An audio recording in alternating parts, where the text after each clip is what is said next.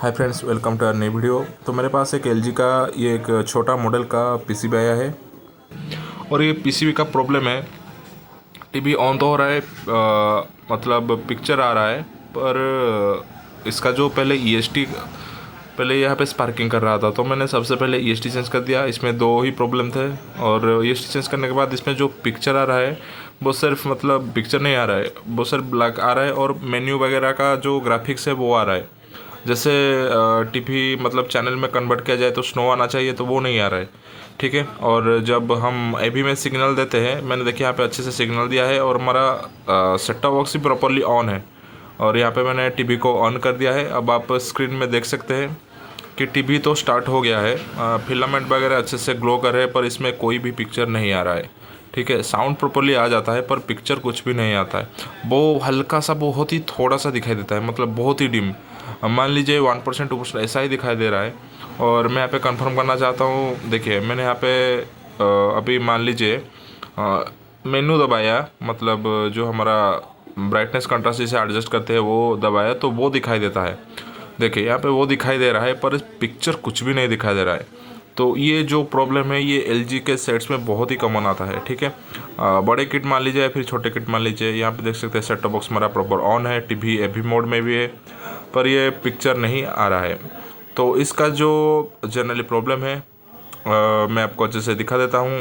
ये जो प्रॉब्लम है जनरली एबीएल का जो सेक्शन है उसमें से ही आता है। तो चलिए हम सबसे पहले वोल्टेजेस चेक करते हैं। तो सबसे पहले बी प्लस यानी कि 110 हमारा प्रॉपरली आ रहा है या नहीं।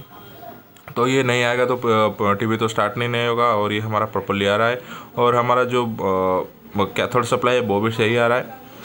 और पर यहाँ पे जो हमारा एबीएल का जो पॉइंट है, यहाँ पे देख सकते हैं ईएसटी का जो 2 नंबर पिन, या फिर मान लीजिए इसमें आपको पॉइंट 8 यानी कि 1 वोल्ट के अंदर ही दिखाई दे रहा है, 1 वोल्ट से ज़्यादा नहीं दिखाई दे रहा है। तो इसमें तो प्रॉब्लम कंफर्म हो जाता है कि इसमें एबीएल का ही फॉल्ट है।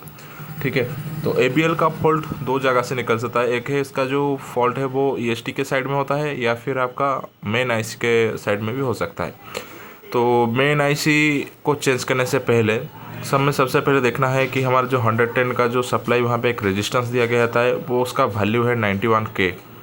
ठीक है, उस रेजिस्टेंस को आउटपुट में हमें कुछ वोल्टेज दिखाना चाहिए, पर वही वोल्टेज नहीं दिखा दे रहा है। ये देखिए वो रेजिस्टेंस जिसका कलर कोड है वाइट ब्राउन ऑरेंज कोड, यानी कि 91K का ये हाफ वाट का एक रेजिस्टेंस है।